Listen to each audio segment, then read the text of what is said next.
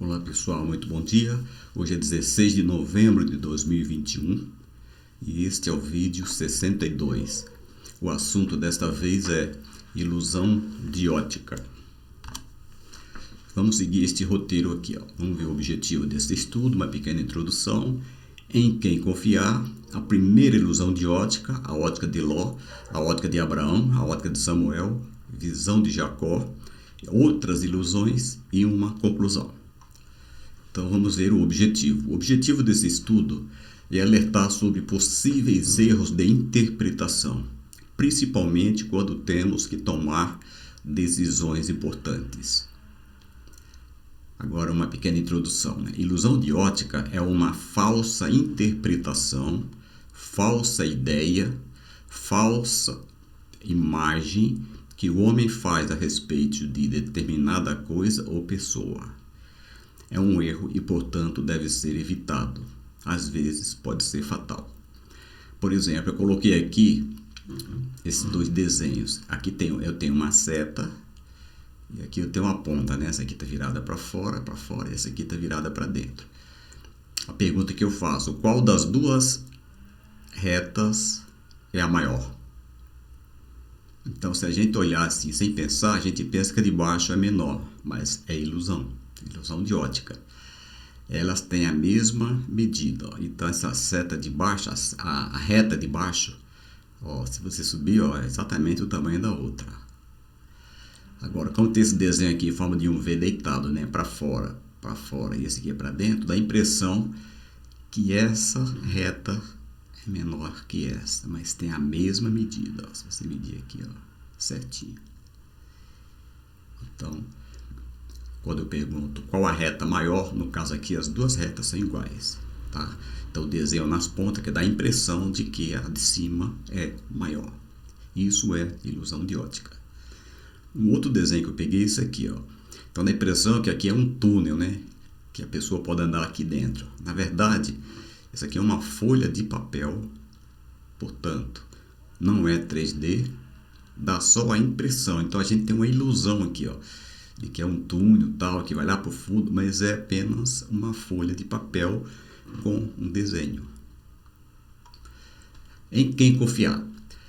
O piloto de um avião ele tem que confiar na orientação do controlador de tráfego aéreo, tanto da torre de controle como do radar, principalmente com o tempo fechado, pois ele nada enxerga. Ou confia ou não voa. Além de confiar, ele tem que seguir as instruções do controlador. Então, quando o avião está a uma distância maior, por exemplo, 100 km, o radar está ali dando as instruções, está controlando, está com ele na tela.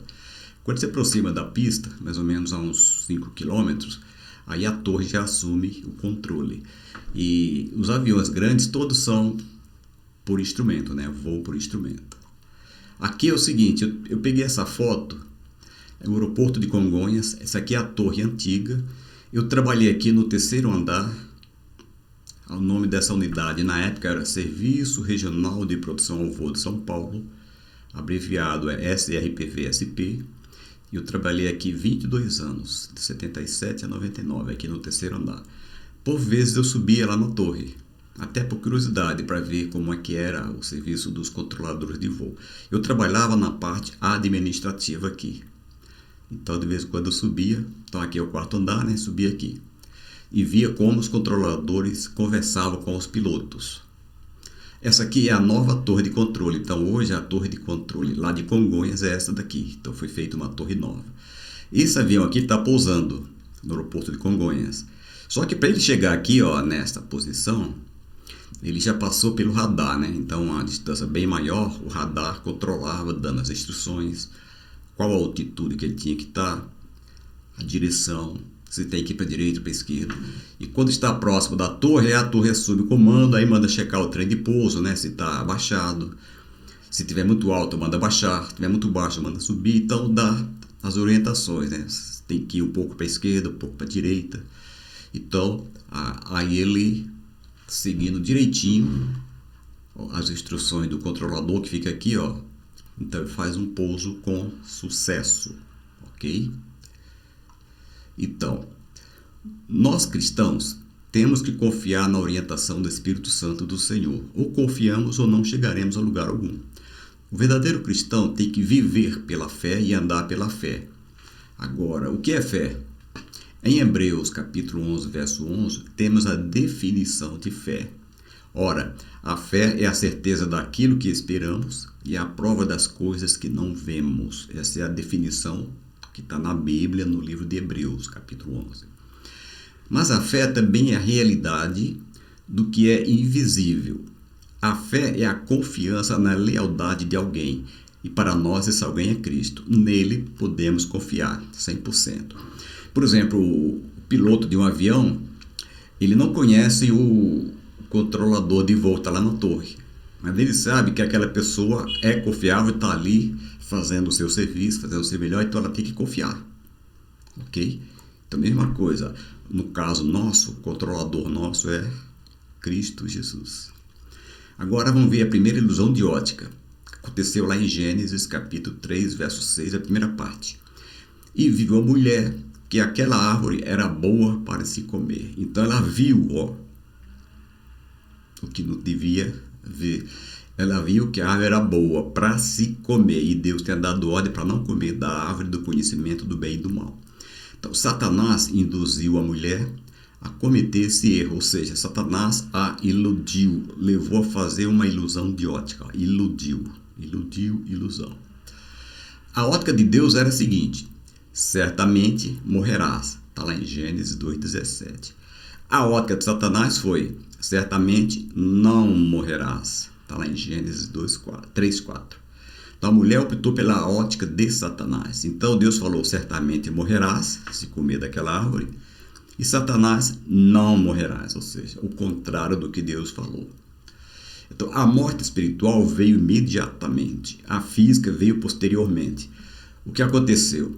A partir do momento em que o homem e a mulher pecaram, o relacionamento com Deus foi cortado, ou seja, houve uma morte espiritual, perderam o contato com Deus.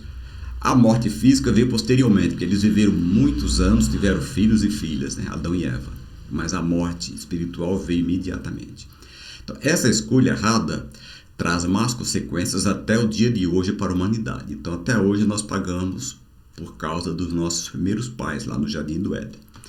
E agora um detalhe: Satanás continua o mesmo, ele não mudou. Então, oremos e vigiemos. Então, quando Satanás ilude, a pessoa comete ilusão de ótica. Então, ele continua o mesmo. Então, muito cuidado. Vamos ver agora a ótica de Ló. Então, Gênesis, capítulo 13, verso de 7 a 13. Eu não coloquei para não ficar muito longo, mas eu vou ler aqui na minha Bíblia. E houve contenda entre os pastores de gado de Abraão e os pastores de gado de Ló. E os cananeus e os perizeus habitavam então na terra. E disse Abraão a Ló: ora, não haja contenda entre mim e ti, entre os meus pastores e os teus pastores, porque somos irmãos. Aqui o Abraão ele era tio de Ló, mas fala somos irmãos, eram da mesma família, da mesma terra. Não está toda a terra diante de ti? Eia, pois, aparta-te de mim. E se escolheres a esquerda, irei para a direita. E se à direita escolheres, eu irei para a esquerda. Levantou Ló os seus olhos e viu toda a campina do Jordão, que era toda bem regada, antes do Senhor ter destruído Sodoma e Gomorra. E era como o jardim do Senhor, como a terra do Egito, quando se entra em Zoar. Então Ló escolheu para si toda a campina do Jordão, e partiu Ló para o oriente, e apartaram-se um do outro.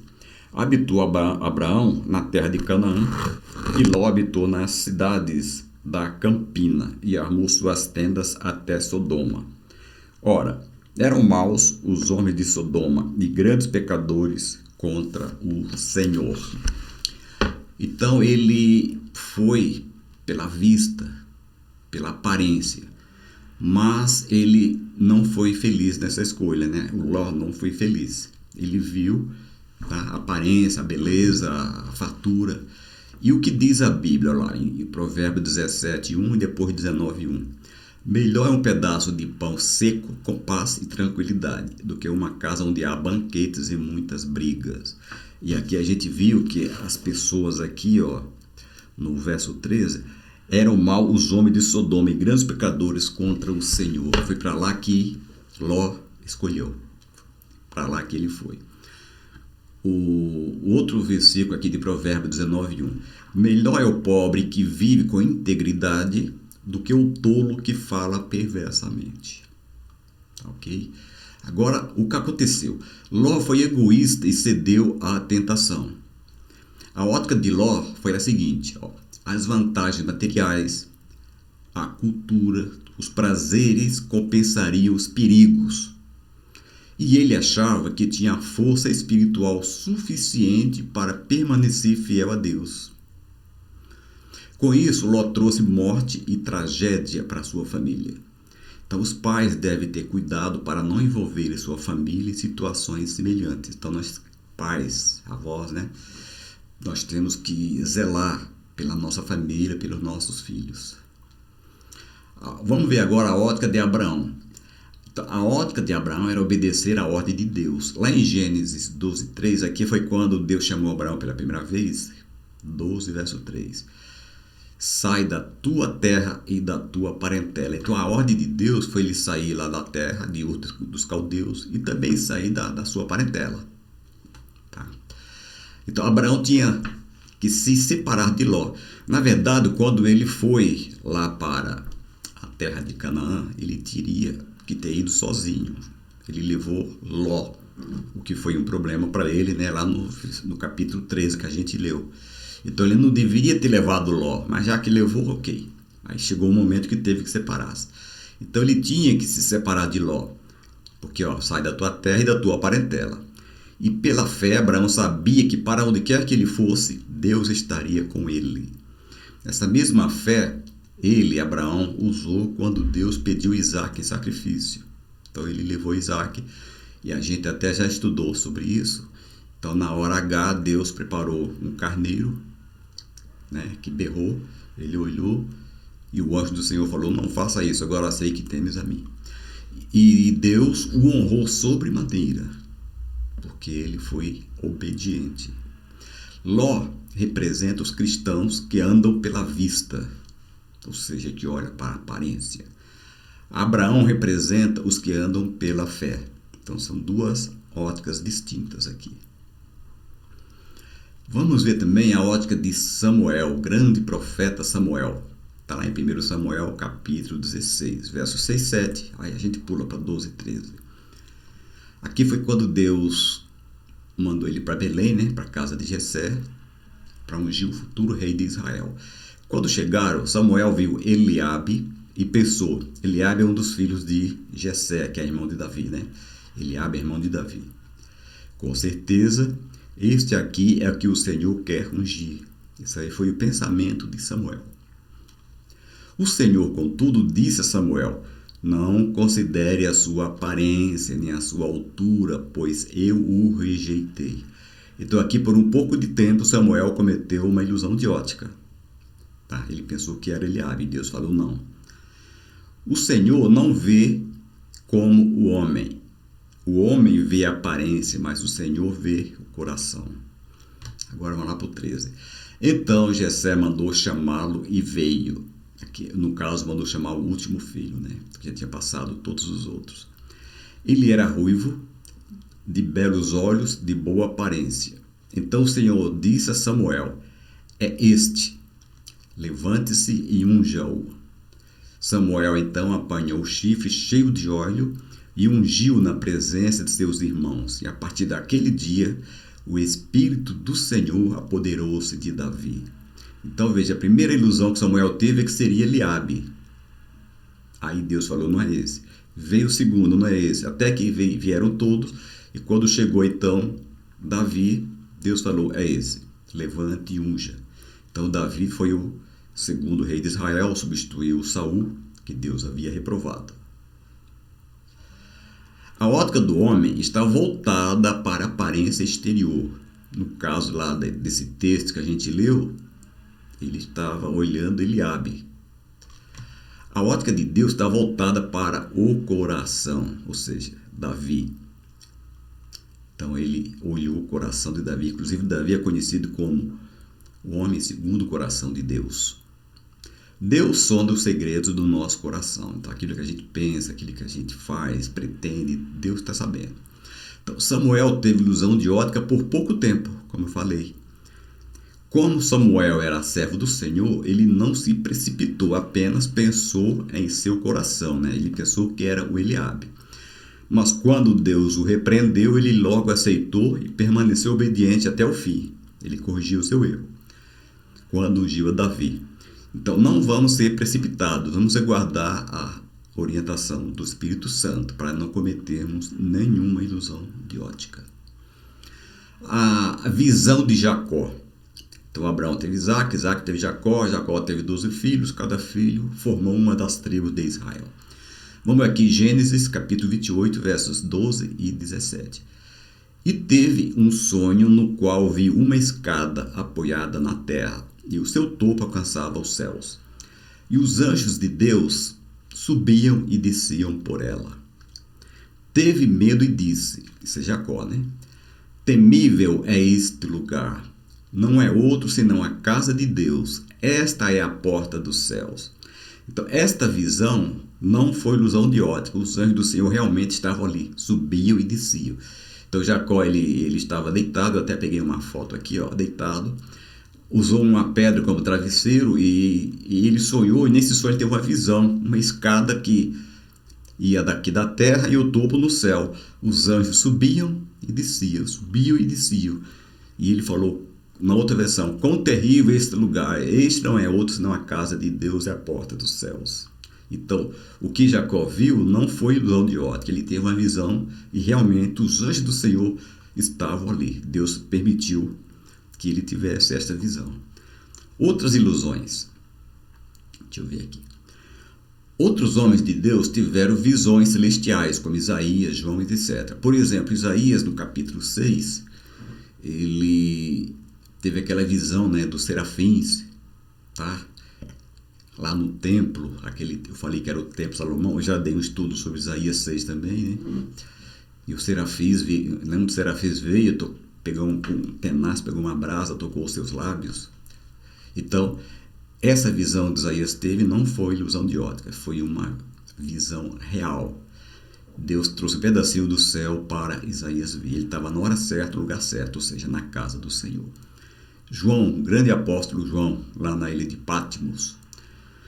E não cometeram esse erro chamado ilusão de ótica. Em Apocalipse 1, verso 10 e 11, João, lá na ilha de Patmos, não cometeu o erro. Ele escreveu o que ele viu. Olha o que ele escreveu. Eu fui arrebatado no Espírito, não está aí maiúsculo, Espírito Santo, no dia do Senhor. E ouvi detrás de mim uma grande voz, como de trombeta, que dizia, eu sou o Alfa e o Ômega, o primeiro e o derradeiro. Portanto, Jesus falando com ele. E o que vês, escreve-o. O que vês, escreve-o. Então ele estava tendo uma visão. No livro, e envia-o às 7 igrejas que estão na Ásia. Aí vem o nome das igrejas. Éfeso, Esmirna, Pérgamo, Tiatira, Sardes, Filadélfia e Laodiceia. São chamadas 7 igrejas da Ásia. Então, ele viu e ele escreveu. Está no livro do Apocalipse. Nós temos acesso. Então, não ficou só nas 7 igrejas da Ásia, né? Então, faz parte do cânon, né, sagrado das Escrituras. Então, essa visão que João teve, que ele escreveu o livro que nós chamamos de Apocalipse, no inglês é Revelation, ele escreveu e está lá. Então, ele escreveu realmente o que ele viu. Então, ele viu e não cometeu ilusão de ótica. Era um servo do Senhor, o apóstolo amado. Então, para concluir, Paulo nos adverte que o homem pode enxergar a palavra da cruz sob 2 óticas distintas. A primeira ótica, então, para o homem natural é loucura, ou seja, para o homem natural que não tem Cristo como seu Senhor e Salvador, é loucura. A segunda ótica é para o homem espiritual, é o poder de Deus. Tem vários versículos, mas eu peguei só esse aqui, 1 Coríntios 1:18. Pois a mensagem da cruz é loucura para os que estão perecendo, mas para nós que estamos sendo salvos é o poder de Deus. Então, para nós que estamos sendo salvos, são os verdadeiros cristãos que aceitaram Jesus Cristo como Senhor e Salvador da sua vida. Então, para essas pessoas, tá incluído aqui nessa ótica, é o homem espiritual. Então, para estas pessoas que aceitaram Jesus, a palavra da cruz é o poder de Deus. E ela é loucura para os que estão perecendo, para os que rejeitaram Jesus Cristo, o sacrifício de Jesus na cruz do Calvário. Então, a palavra da cruz, para estas pessoas, é loucura, que a gente chama de homem natural. Então, para concluir, é o seguinte: vamos ter cuidado, né? Vamos orar, vigiar, para não cometermos ilusão de ótica, né? Então, às vezes, muitas pessoas estão até com boas intenções, mas estão com o foco errado, estão cometendo ilusão, estão pedindo as coisas, né? Estão pedindo socorro, estão querendo que suas necessidades sejam atendidas, mas pedindo para a pessoa errada. Então, como eu falei, muitas vezes até bem intencionada, só que o foco não está em Cristo, está cometendo ilusão de ótica. Então, se você gostou desse estudo, deixe o seu like. Para ver este e outros vídeos, é só entrar no YouTube, na barra de pesquisa, digite o meu nome, Joel Martins da Silva, SJC. Se quiser um vídeo específico, por exemplo, vídeo número 7, escreva Joel Martins da Silva, SJC, espaço 07. Vai direto no vídeo 7. Com esse aqui já são 62 vídeos gravados. E eu espero que tenha contribuído, né, para a edificação do corpo de Cristo. Então, que Deus nos abençoe e até o próximo vídeo da